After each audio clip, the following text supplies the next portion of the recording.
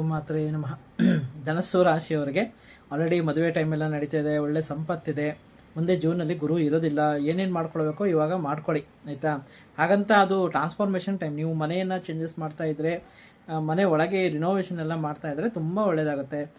ಒಂದು ದೊಡ್ಡ ದೇವಸ್ಥಾನವೂ ಕೂಡ ಮನೆ ಹತ್ರ ಆಗಬಹುದು, ಅಥವಾ ನಿಮ್ಮ ಮನೆಯಲ್ಲೇ ಒಂದು ಹಳ್ಳಿ ಆಗಿದ್ದರೆ, ಅಥವಾ ನಿಮ್ಮ ಮನೆ ಹತ್ರನೇ ಒಂದು ದೇವಸ್ಥಾನ, ಅಥವಾ ನಿಮ್ಮ ಮನೆ ಪಕ್ಕಕ್ಕೆ ಒಂದು ದೇವಸ್ಥಾನ ಬರುವಂಥದ್ದು ಚಾನ್ಸಸ್ ಇದೆ. ಮತ್ತು ನೀವು ಕೆಲವರು ದೇವಸ್ಥಾನಕ್ಕೋಸ್ಕರ ತಮ್ಮ ಜಾಗವನ್ನು ಕೊಡೋದು, ಅದು ತುಂಬ ತುಂಬ ಒಳ್ಳೇದು ಮಾಡುತ್ತೆ, ಕೊಡುವಂಥದ್ದಿದೆ, ಮತ್ತು ತುಂಬ ಒಳ್ಳೇದು ಕೂಡ ಮಾಡುತ್ತೆ, ಆಯಿತಾ. ಮನೆಯಲ್ಲಿ ಸ್ವಲ್ಪ ಗೊಂದಲಗಳೆಲ್ಲ ಇದ್ದಾವೆ. ಮನೆಯಲ್ಲಿ ಹೇಗೆ ನಡ್ಕೊಳ್ಬೇಕು ಅನ್ನೋದಿಲ್ಲ, ಅಂದರೆ ಮನೆಯವರೇ ಶತ್ರುಗಳೇನೋ ಅಂತ ನಿಮಗೆ ಅನಿಸೋವಂಥ ಒಂದು ಸಮಯ ಇದೆ.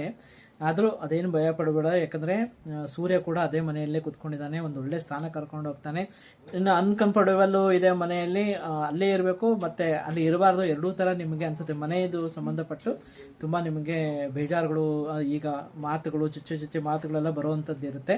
ಆದರೆ ಅದಕ್ಕೆಲ್ಲ ಏನೂ ತಲೆ ಕೆಡಿಸ್ಕೊಂಬೇಡಿ. ಅದೇ ಮನೆ, ಅದೇ ಜಾಗ, ಅಲ್ಲೇ ಇರ್ತೀರಿ, ಆಯಿತಾ. ಮುಂದೆ ಅದಕ್ಕೆ ಟ್ರಾನ್ಸ್ಫಾರ್ಮೇಷನ್ ಟೈಮ್ ಅಂತ ಒಂದು ಬರುತ್ತೆ. ಆವಾಗ ಬೇರೆ ಮನೆಗೆ ಹೋಗಿ ನಿಮ್ಮ ದೊಡ್ಡ ಮಟ್ಟದಲ್ಲಿ ನೀವು ಬೆಳಿತೀರಾ. ಒಂದು 2 ವರ್ಷ ಟೈಮ್ ತೊಗೊಳುತ್ತಷ್ಟೇ, ಆಮೇಲೆ ತುಂಬ ಚೆನ್ನಾಗಿ ಆಗ್ತೀರಾ, ಆಯಿತಾ.